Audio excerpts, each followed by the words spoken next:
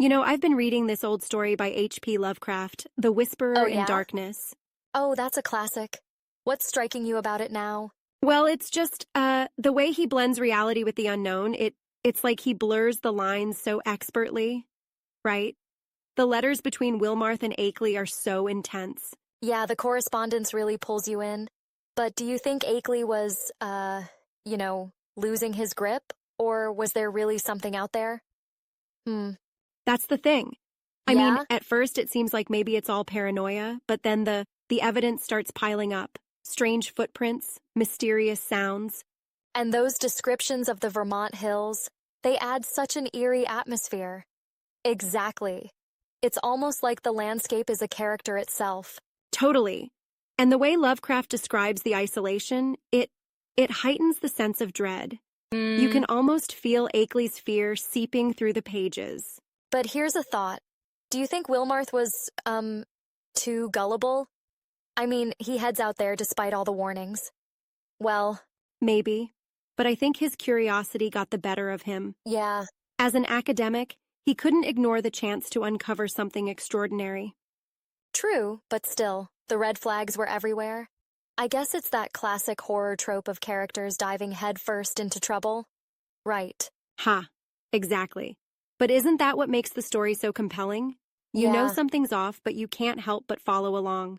Speaking of off, that scene when he arrives at Akeley's farmhouse, it's so tense. Uh-huh. The silence, the emptiness, it's like the calm before the storm. Yes. And the subtle hints that things aren't quite right. The missing dogs, the strange behavior of Akeley himself. Right.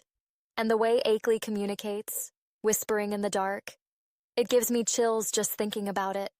Same here. And the climax, without giving too much away, is just so mind-bending.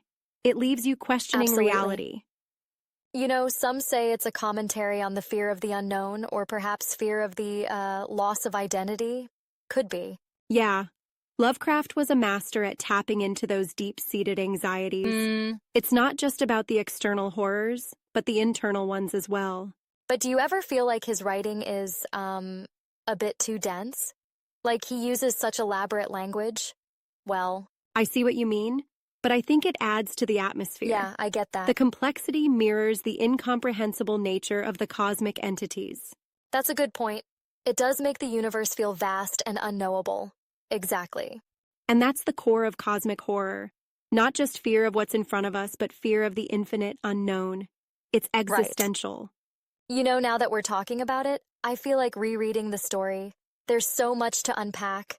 Definitely. And every time you read it, you pick up something new. Some little detail that makes it even creepier. Yeah. Like the references to Yuggoth. Which is actually Pluto, right? Exactly. And considering Pluto was discovered around the time Lovecraft was writing, it adds a layer of, realism to the fiction. It blurs the lines between science and the supernatural. Makes you wonder what could be out there. Or what might already be here. Haha, don't say that.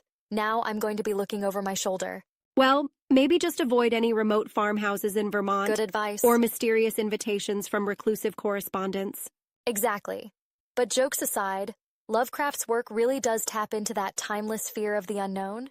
It does. And it's amazing how it still resonates today. Absolutely. The themes are universal. So what do you think is the main takeaway from The Whisperer in Darkness?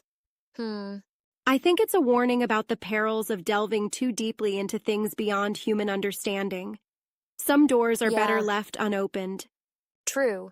But at the same time, isn't it human nature to seek knowledge no matter the cost? That's the paradox. Exactly. And that's what makes the story, and Lovecraft's work in general, so compelling. It challenges us to consider the limits of our own understanding. Well said. It's been Thanks. great diving into this with you. Likewise, maybe next time we can tackle another one of his stories. Just, I'd love that. Maybe during daylight hours. Haha, agreed. Some things are less intimidating with the sun out. So true. All right, until next time then. Stay curious, but maybe not too curious. Catch Will you do. later.